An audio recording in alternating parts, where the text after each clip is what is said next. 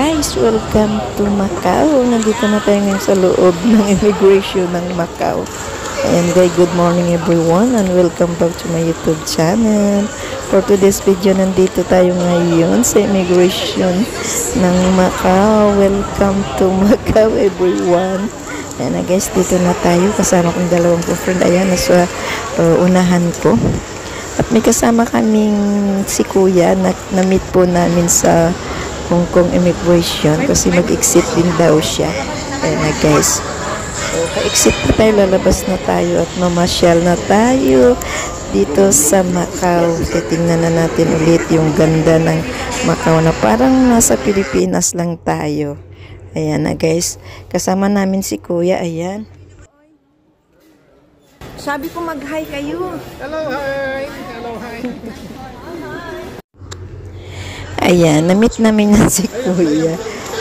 Gusto niya rin niyang mag-exit daw. Itong dalawa kong kasama ay exit din yan sila. Ayaw pa nang umuwi sa Pilipinas. Si Kuya rin hindi din. Gusto pang magbakasyon. Okay guys, dito na tayo sa Senado Square, Macau. Maghahanap pa kami ng makainan ng Filipino restaurant. Sabi nila mayroon daw dito. So of course hindi pa talaga ako nagkakain dito sa Macau. Although 3 times na ako bumalik dito pero hindi po kami nagkumain sa restaurant ng Filipino. Mayroon pala dito. Oh, ayan na guys. Hanapin muna namin kung saan ba ito. Parang nasa Maynila lang tayo. Parang nasa Baclaran or nasa Malati or saan ba itong lugar nito. Ang lugar kasi ng Macau guys, parang Manila lang, parang Quiapo. Filipino ba yun? Ayan guys, mataas na, matarik na hanap namin yung restaurant or canteen daw ng mga Pilipino dito sa Macau. Ayan guys, oh, ang lilit ng mga bahay. Parang nasa Pilipinas lang talaga. Ayan. So, hinahanap niyo kung saan ba ito. May nagturo dito daw mayroon. Sinundan po namin yung kababayan namin. Ayan, Filipino din, no? Ayan. Ayan guys, yung mga kasama ko nagtatanong kung saan yung restaurant ng Pilipino. May napasukan kami pero hindi nila type. Parang hindi yata maganda. Dito lang ko kasi sa labas. Kaya hindi natin nakita kung ano ba ito sa loob. Of course, yung restaurant ng Pinas, yun din yung restaurant dito. Ayan guys, oh. Restaurant na Filipino, kaya tinawag na La Misa Filipina. Ayan guys. La Misa. Ayan guys. Ayan. Dito yan sa Macau. Ayan guys, pasok tayo. Ayan o, pagkain nga talaga ng Pilipinas yung handa nila. Gutom na yung mga kasama ko. Ayan guys, yung order namin, lotong Pinoy. Diba? Gutom na kasi mga kasama namin. Ako kasi hindi ako nagutom kasi kumain kasi ako. Ayan na guys, so kain muna tayo. Ayan yung pera ng Macau. 1,000. Ayan. So, magpalit kami para may souvenir kami ng Macau money. Ayan. Dito na kami sa labas, guys. Ayan, dito na tayo muli. Bumalik kami dito sa Senado Square. Ayan, mapasyal tayo dito para pumunta tayo doon sa old church, sa St. Paul. Yung lumang church, guys. Ayan, so, dito tayo, tawid na tayo dito. Napakagandang lugar, guys. Kahit balik-balikan mo dito. Ang kagandahan dito guys, may pretty sila. Mabusog ka talaga sa mga barbecue pork, beef, at yung ano-ano pang mga kanilang mga dessert.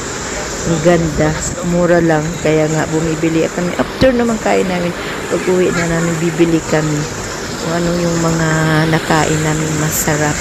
At pinapasalubong namin sa aming mga employer. O diba, enjoy lang buhay ng Macau.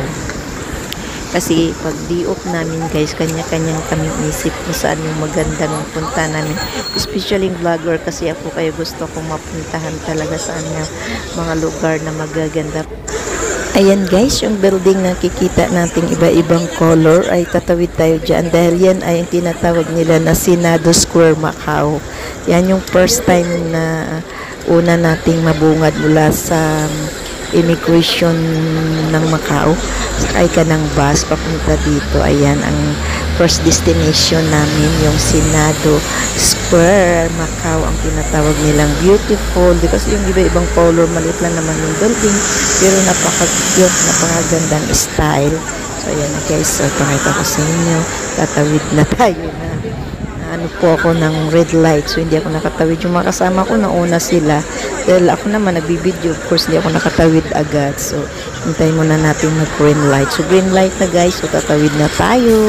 At pupunta tayo doon sa beautiful building niya kay Aldo. Maliit lang yan. Tinatawag nila na Senado Square, Macau. Ayan yung mga kasama kong maiingay. Kanya-kanya na kaming picture, diba?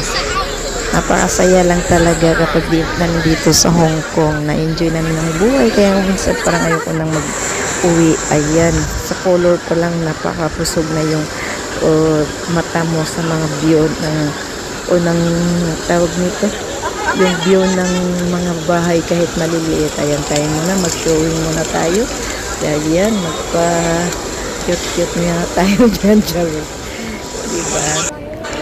Guys, 3 times na tayo dito. Pangatlo na nating balik dito sa Macau, pero parang dito yung nasawa. Kasi hindi naman lahat ay naiikot namin guys. So, ganun naman tayo muli ay mag-iikot at ipakita mo naman muli ang ganda ng Macau.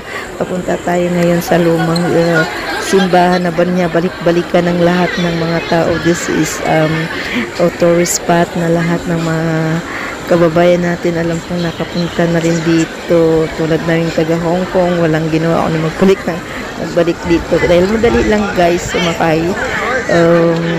Oras lang naman at makabalik naman kami uli sa Hong Kong. So, ayan guys.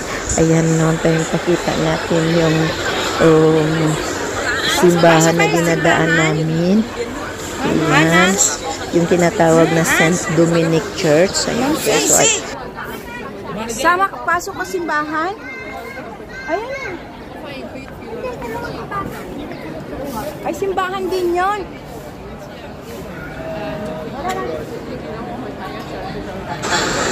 Guys, excited na yung mga kasama kong mag-ikot kaya hindi na muna sila papasok sa simbahan. Hinahanap nila yung lumang simbahan na yung tinatawag na St. Paul.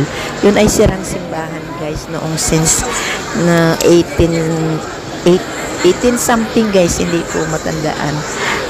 Sa una kong video na sabi ko po yun guys. So ito naman tayo, mag-practice na naman tayo, kakain naman tayo ng iba-ibang tinda nila ditong mga barbecue pork, barbecue beef, at yung mga sweet dessert nila dito guys. Ayan guys, nalilito na yung mga kasama ko. Kahit yung kasama kong namin si kuya ay dati rin ditong nagpasyal pero hindi na matandaan. Mas lalo akong ilang buwan pa lang naman nakaraan dito. Kami nakalimutan kung saan na kami dadaan. Natural na ilang buwan na nakaraan at hindi mo na alam saan ka. Sa daming tao, hindi mo alam kung saang lugar yung dinaanan mo dati. Nakakatawa kasi nakalimot na ako. Okay guys, dito na tayo sa mga nagtitinda ng kung ano-ano dito na mga sweet at yung kanilang mga barbecue pork. Yun ang pinaka-the best nila ditong pagkain dito sa Macau at binabalik-balikan ng lahat. Kasi nga guys, practice ito. Nabubusog ka talaga dahil napakarami nilang nagtitinda dito. Kaya masawa ka lang ng kain. Pero of course, bibili kami after guys namin. Ikot, pagbalik namin ay bibili na kami. So, para pasalubong namin. O diba? So guys, ayan o. Inaalok naman kami nga, tikman ninyo, ito, mura lang, bla bla bla, yung mga salita na. Pero mga, of course, Chinese Mandarin guys ang gamit nila. Mga Chinese naman dito nagtitinda, ayan. So yan guys, nakabili kami actually dyan sa mga Pilipino na bilan namin ang galing na sa mga customer. Diba ang galing nila dito. So yun ang binabalik-balikan na nabalik-balikan ko dito sa Macau kasi nakakatuwa lang. Diba?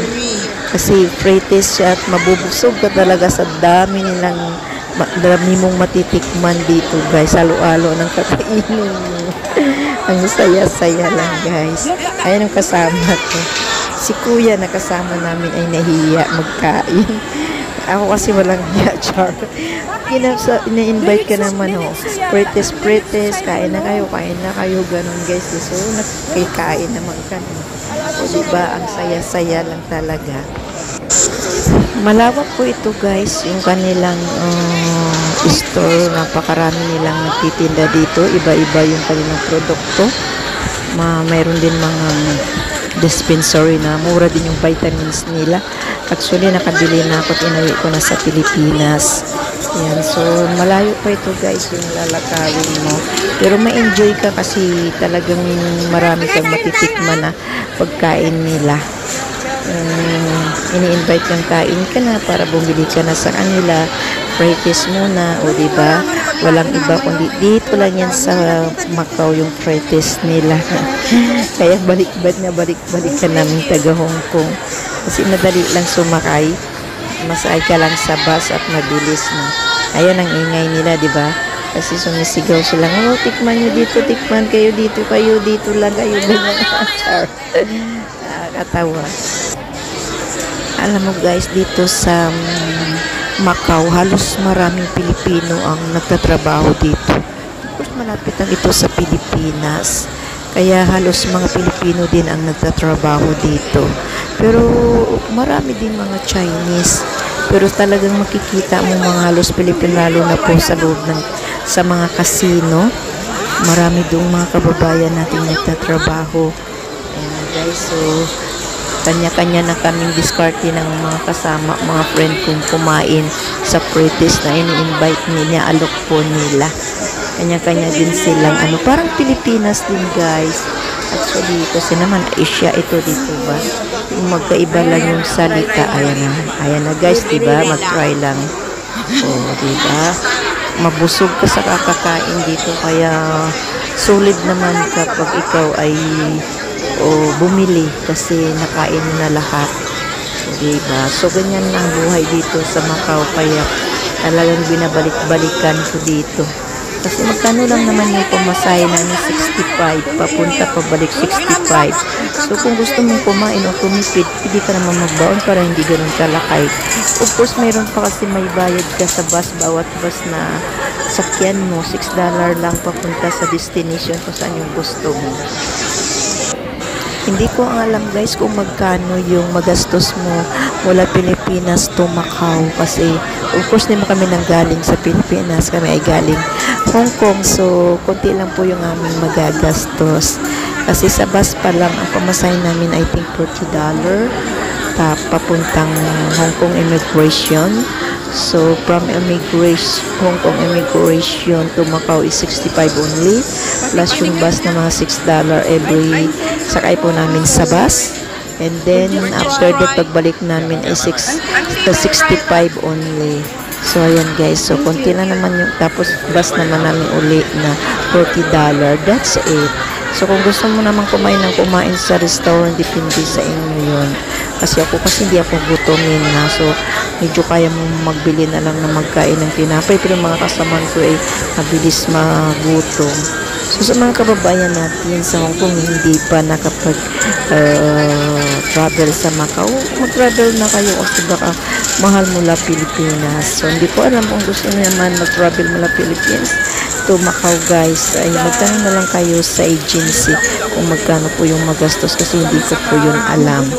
Kasi 2-3 times na ako pumunta, pero of course nasa Central lang, sa Hong Kong kami nang galing. So ayan na guys, marami nag-i-invite sa amin na bili na kayo. Ayan guys, masarap yan. Ayan ay barbecue pork, barbecue beef. Ayan naman yung yan $10 lang guys. Yun yan ay ang egg tart, $10 dito. Pareho lang naman sarap ng egg tart ng Hong Kong at Macau. Ayan na guys, natatanaw na natin ang St. Paul Church. Yan ay nasira ng bagyo daw yung St. Paul Church. So binabalik-balikan na talaga itong lugar na ito. Ang ginatawag nila na Senado Square, Macau. So gusto mong destination guys, ito yung munang destination nyo muna bago kayo pumunta sa Parisian, Londoner. Yan na guys, so dito muna tayo mag-first destination. So super ganda diba guys? So sa gusto nyo pumunta dito sa Hong Kong, sa Macau, Hong Kong tuloy. Sa Macau ay madali lang guys, sumakay lang tayo ng A11 to Immigration Hong Kong. So guys, ayan. So ayan yung kasama ko, busy sa pagpipicture at video. Okay guys, ito yung lumang simbahan na dinadayo po talaga ng mga foreigner dito. Ganon din kami, ang tinatawag niya na St. Paul Church. So guys, thank you so much and see you my next vlog. Thank you for watching and don't forget to like and subscribe my YouTube channel. Huwag niyo pong kalimutan i-subscribe ang aking YouTube channel guys. Mag-like at mag-subscribe at mag-comment guys. Thank you and God bless you. My next vlog. Bye. I love you guys. See you my next vlog. Thank you. Thank you for watching. And this is our trip in Macau. Together my community in Hong Kong. And this is Boda in Hong Kong. Super gandang views and Muampua, Hong Kong. Bakong dumaong sa lupa. Ito naman ang Chong Chau Island. Dito lang yan sa Hong Kong. And dito naman ang amin first trip in China. Shenzhen, China mainland. Thank you for watching. Bye.